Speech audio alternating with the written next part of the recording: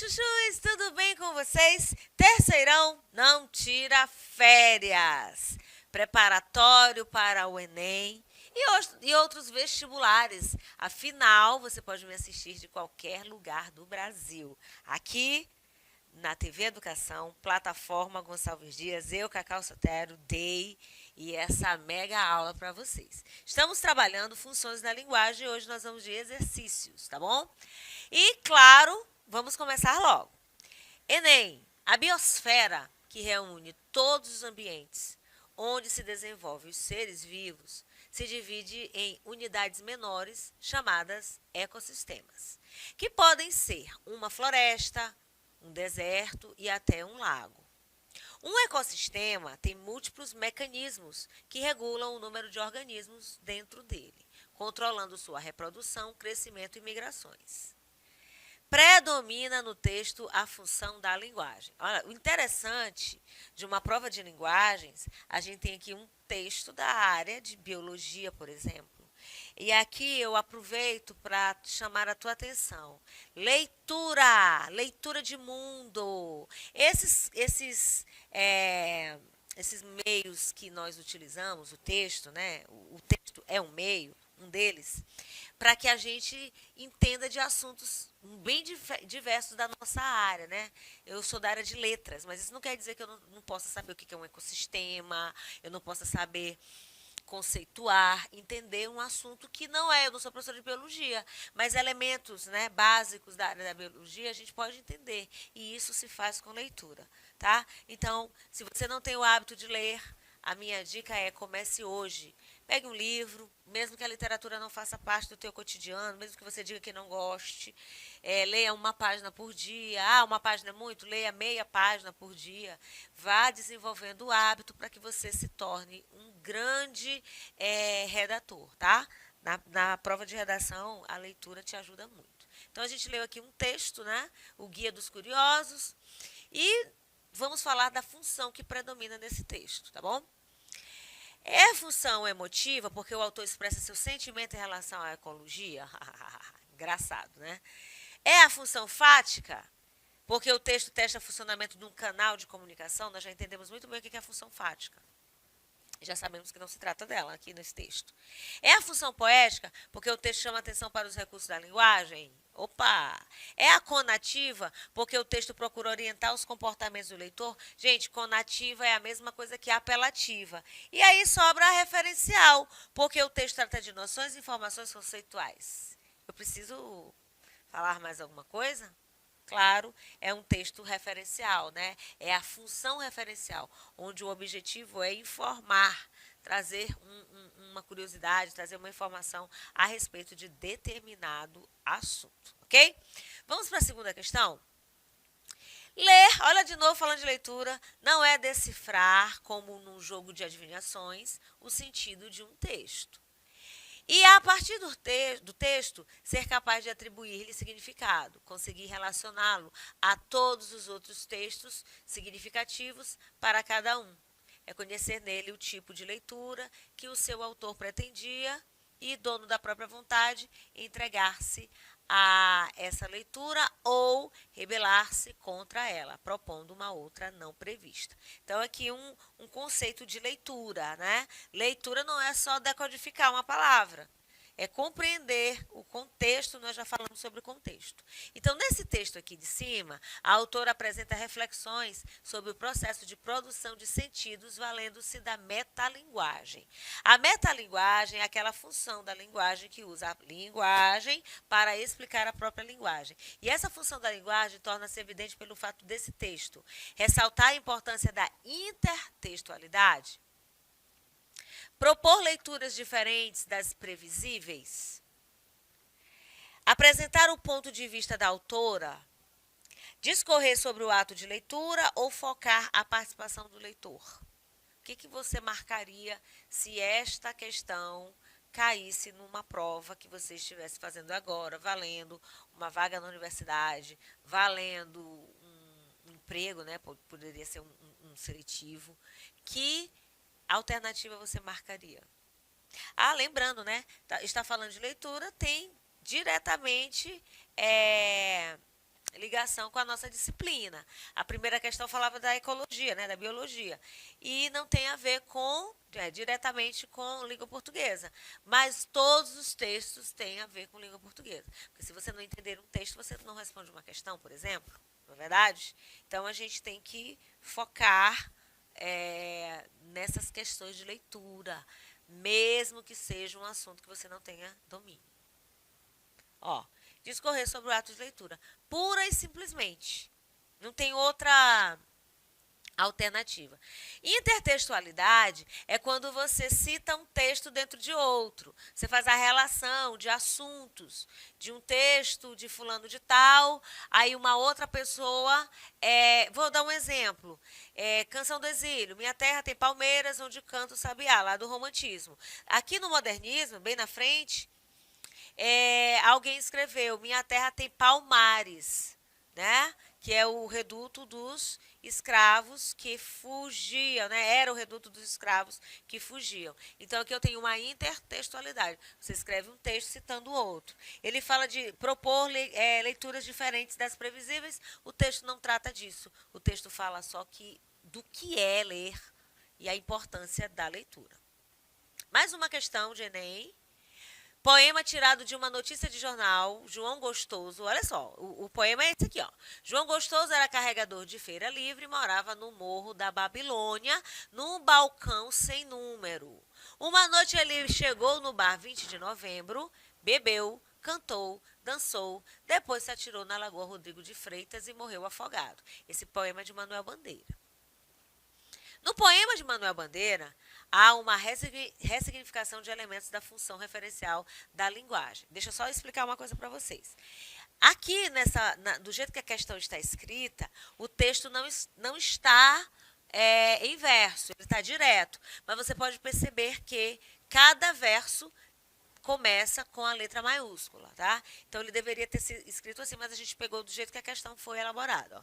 Poema tirado de uma notícia de jornal. João Gostoso era carregador de feira livre e morava no Morro da Babilônia, num balcão sem número. Esse é o poema. Uma noite ele chegou no bar 20 de novembro, bebeu, cantou, dançou e depois se atirou na Lagoa Rodrigo de Freitas e morreu afogado. Então eu tenho um poema de Manuel Bandeira que trabalha com uma outra função, que é a referencial, tá bom?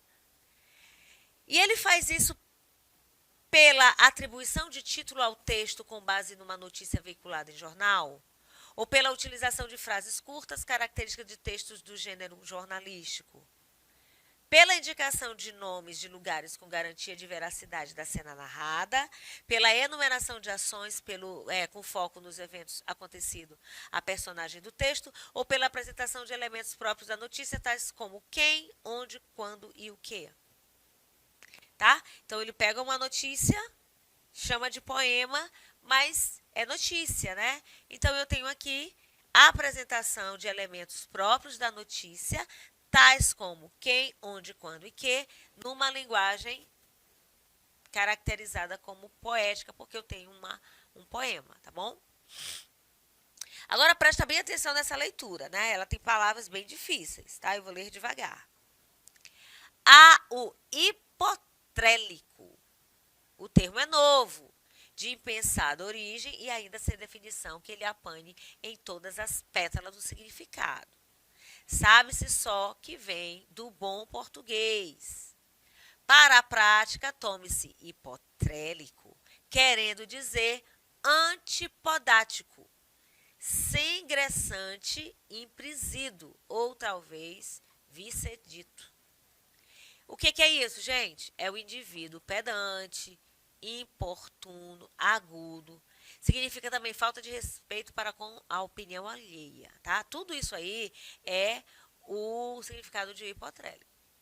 Soube mais que, tratando-se de palavra inventada, e como adiante se verá, embirrando o hipotrélico em não tolerar neologismo, começa ele por se negar nominalmente a própria existência.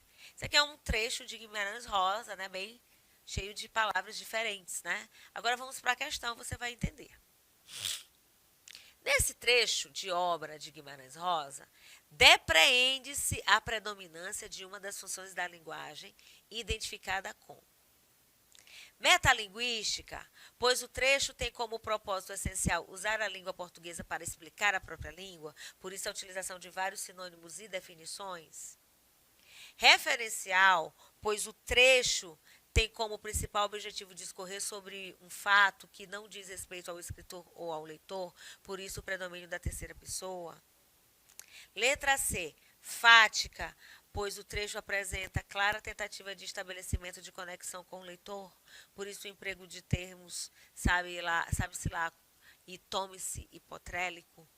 É a função poética, pois o trecho trata da criação de palavras novas, necessária para textos em prosa, por isso o emprego de hipotrélico é expressiva. Aliás, hipotrélico, né? Aí a letra E, que ficou deslocada, expressiva, pois o trecho tem como meta mostrar a subjetividade do autor, por isso o uso do advérbio de dúvida, talvez. Bom, eu trouxe um texto que tem palavras difíceis, hipotrélico, por exemplo, mas existe o uso de termos para explicar termos, ou seja, o uso de palavras para explicar palavras, né? Claramente, a gente tem aqui a função metalinguística, porque o propósito, né, desse texto é usar a língua portuguesa para explicar a própria língua, bem como as palavras de difícil entendimento, como hipotrélico, por exemplo, tá bom?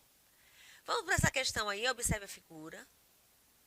Chega a maçã, né, através de da bruxinha. Não, obrigada. Aí traz a serpente, traz a maçã, a princesa. Não, obrigada. Aí chega uma pessoa dizendo assim, oferece a maçã e diz assim, ó, com mais R$ 10 você ganha um celular.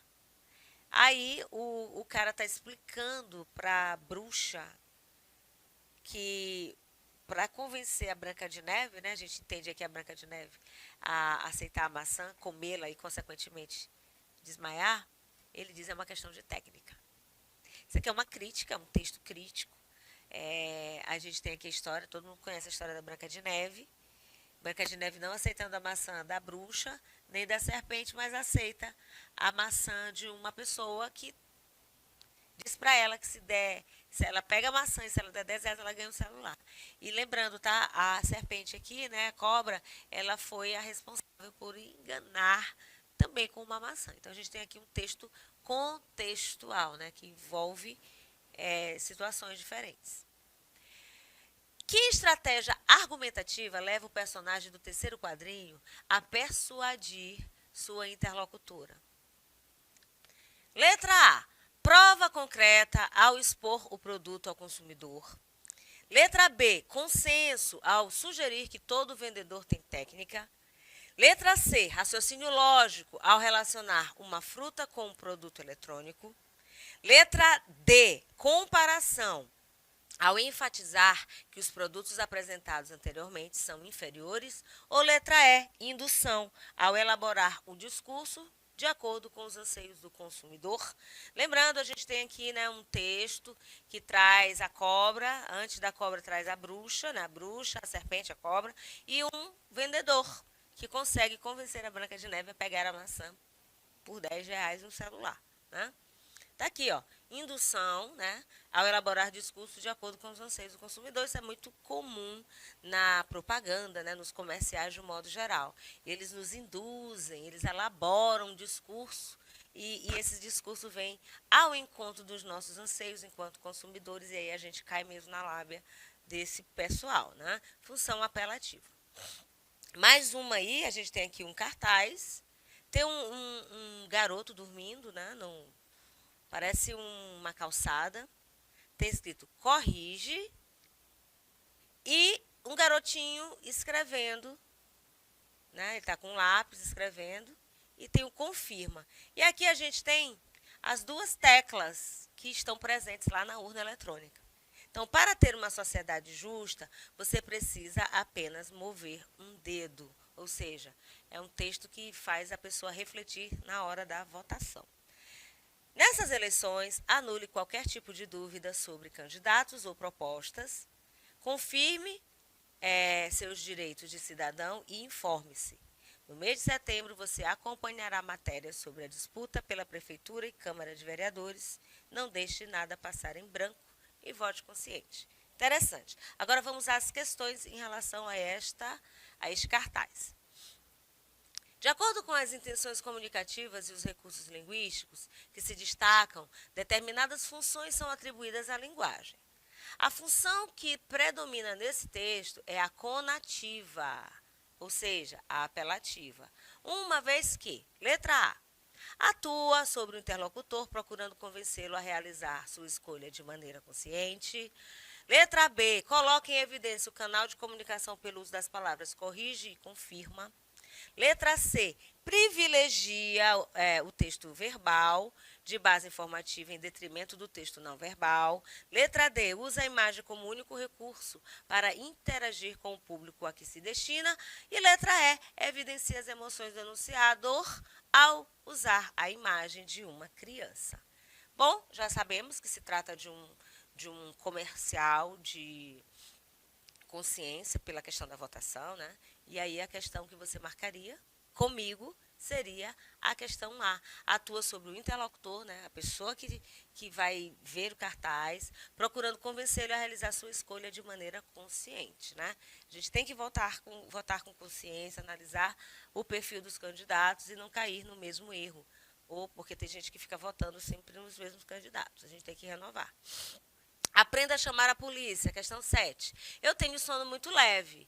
E numa noite dessas, notei que havia alguém andando sorrateiramente no quintal de casa. Levantei em silêncio e fiquei acompanhando os leves ruídos que vinham lá de fora, até ver uma silhueta passando pela janela do banheiro.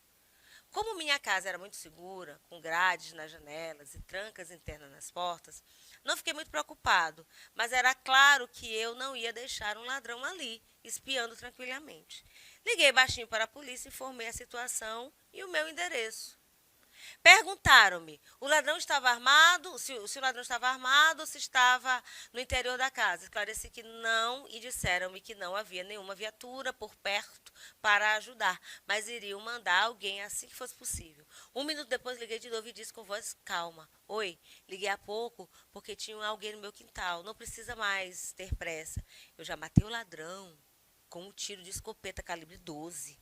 Que tenho guardado em casa para essas situações. O tiro fez um estrago danado no cara. Passados menos de 3 minutos, estavam na minha rua 5 carros da polícia, um helicóptero, uma unidade de resgate, uma equipe de TV e a turma dos direitos humanos, que não perderiam isso por nada neste mundo.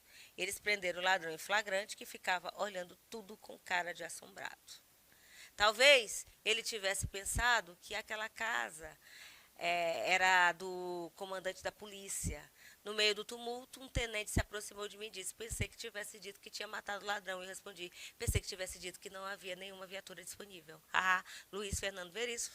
Isso é uma crônica, tá, gente? Bom, predomina nesse texto que função da linguagem, hein? Aliás, a função da linguagem que se constitui na organização da mensagem a partir de critérios estéticos que objetivam envolver os leitores da narrativa, no retrato das distintas condutas assumidas pelo referente em situações diversas, no intento de escrever uma crônica tendo como objeto referenciado a própria crônica, no uso de interjeições que destacam no texto o ato comunicacional ou no registro de uma experiência pessoal sobre uma visão parcial dos fatos, claro, é a letra E, é a função emotiva, no registro de uma experiência pessoal sob uma visão parcial dos fatos. Tá certo? Hoje nós trabalhamos as funções da linguagem dentro de exercícios de vestibulares. O objetivo da nossa aula é fazer você compreender, né, a aula de hoje, que para toda situação comunicativa, não é, Dei? Há uma função da linguagem, inclusive nós podemos usar mais de uma função dentro de um texto. Função metalinguística, fática, emotiva, poética, metalinguística, referencial e, claro, apelativa. Eu acho que eu falei uma mais de uma vez. Bom, eu sou a professora Cacau Sotero, você já sabe, esta é a DEI e este é o programa Terceirão Não Tira Férias. Curta, comente e compartilhe nas suas redes sociais. Compliquei?